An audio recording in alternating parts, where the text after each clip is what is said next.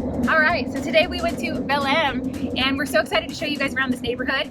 We saw all of our favorite tourist spots that we're excited to show you. We're also talking a little bit more about what it's like to live in this neighborhood as we've walked around and seen how it's different from our neighborhood. So we hope you guys will come along and we'll see you back at the end.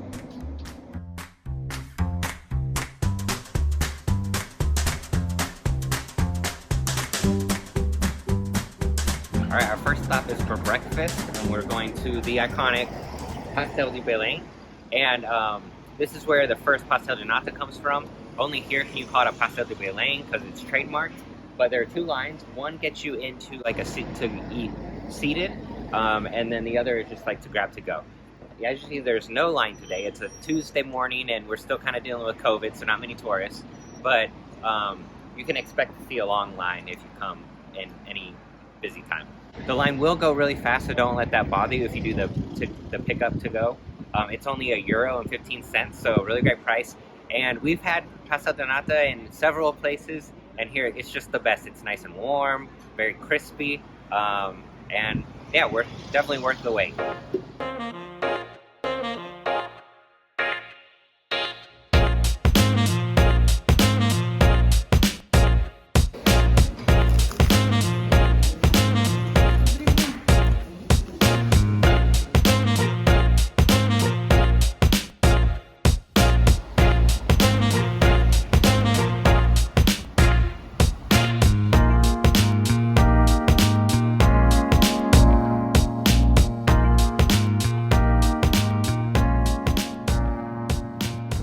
Alright, so now we're at the Mosteiro de Jeronimos. On this side is where I think your first stop should be, which is the Navy Museum, and it goes over the age of exploration. It kind of sets the stage for all the historical things you're going to see. And then on this part there is the Museum of Antiquities, I believe is the translation. And then we'll go over there later to see the church and the oldest part of the monastery. Yeah, but I think start with the Navy and then work your way over.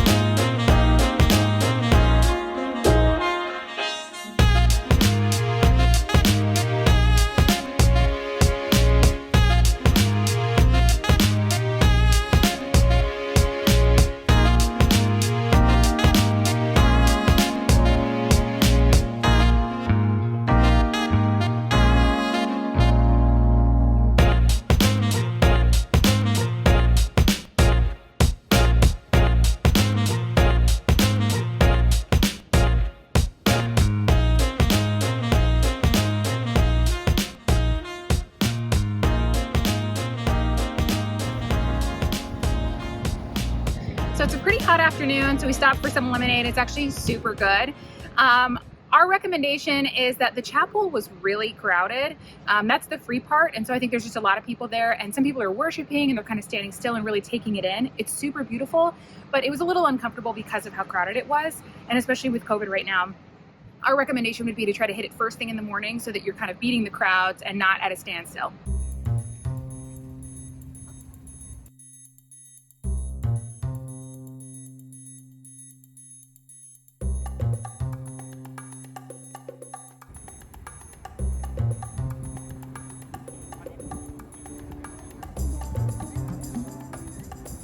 All right, now we're on top of the monument, and it gives you a great view. It took us about 30 minutes to get up here, but I think it was worth it.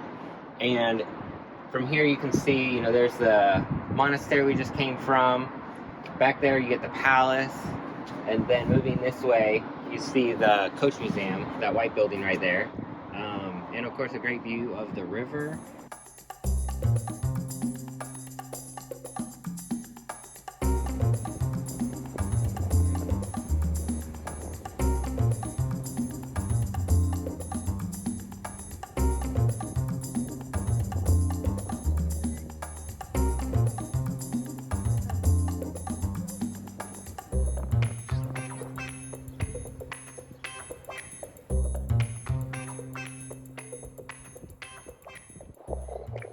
Belem Tower. It is a beautiful monument down in the middle of Belém, so it's a really cool thing to see right by the river. It used to be on an island itself, but then the river shifted, so now you can walk up to it. You usually can go inside, but it's closed right now. So we won't be able to show you inside, but the outside's so beautiful.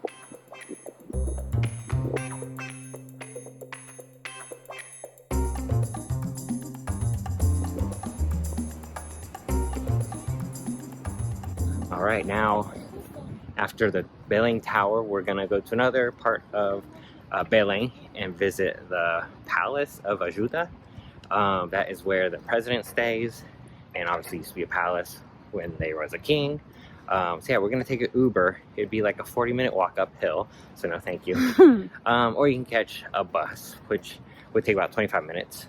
We're gonna take a quick Uber. It'll be like €3 and save us some time. All right, quick tip is if you get an Uber and you want to go to the palace from the Palace de Ajuda from the Belem Tower, just cross the street first and get it from over here. It will cut your drive time by 10 minutes and your cost in half.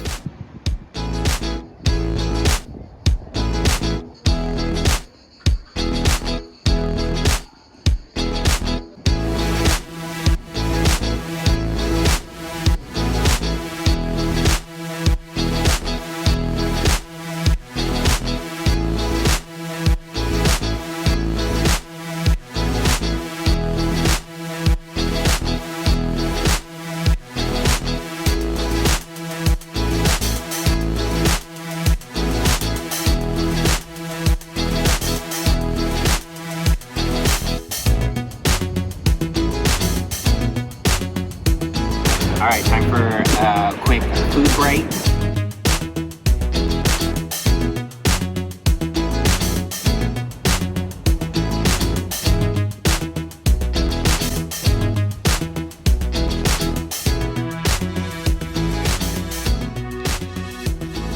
All right, well, we are now in the Botanical Gardens of Ajuda.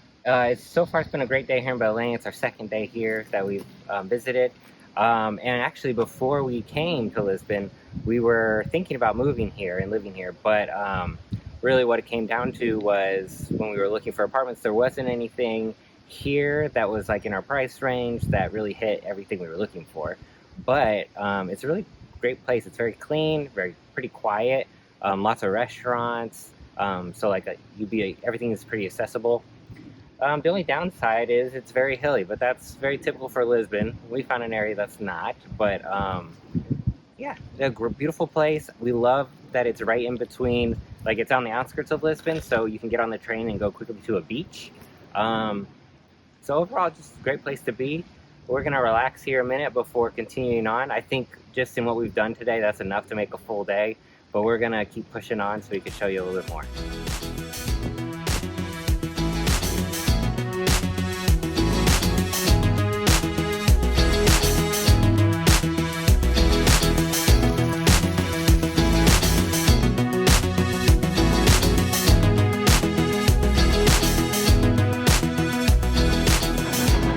So walking here as compared to our neighborhood of Campo de Umbrique, if you were going to live here, it seems like this is a little less densely populated. It seems a lot more residential. And in our neighborhood, it seems like there's a lot of shops in the bottom floor and then like a lot of living space up above. But there's a lot of life going on. And here it just seems like it may be a little bit quieter, despite some of the construction you can hear in the background probably. It just seems a little bit quieter, a little bit cooler.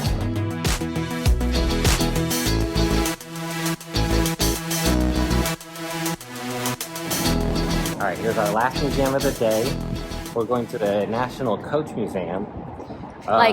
Stagecoach. Stagecoach, yes. So it's huge. We haven't got in yet, and we're just like... Yeah, the outside, they haven't. It seems a lot larger from what we would expect to be inside, so we'll see. And this is the top-rated thing to do in Belém, according to TripAdvisor. So let's see.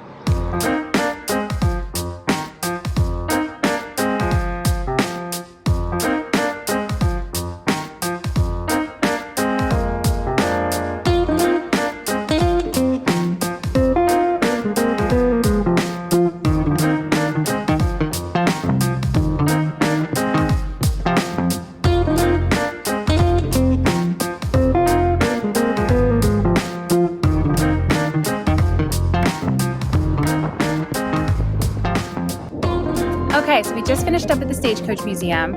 I thought it was actually really cool. It was huge, way bigger than we expected. There was a lot of really cool history and a lot of really beautiful art in there.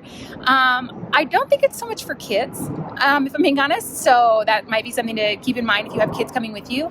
And I also think we packed a lot into our day today, so if you're not able to do everything, I might drop the Stagecoach Museum just because it doesn't tell you so much about Portuguese history. It's just a cool museum. So I don't think that one is necessarily a must-see, but it is a really cool thing to do. The other thing I might drop is going to the top of the tower. It gives you a gorgeous view of the city and the water and everything, but it took us like 30 minutes to get in. It was kind of hot waiting in line. And then we only got to spend 10 minutes up at the top, and there really isn't a lot to see up there. There is also a museum kind of in the basement that wasn't really my favorite. But if you can break it into 2 days, then that'd be perfect, because you can get a 2-day Lisbon pass or a 24-hour one and pack as much into there, and you can see all of it. Yeah. So we had so much fun today. I'm sure actually there's some things we missed. So if there's something that we missed in the city that you love, drop us a comment, let us know.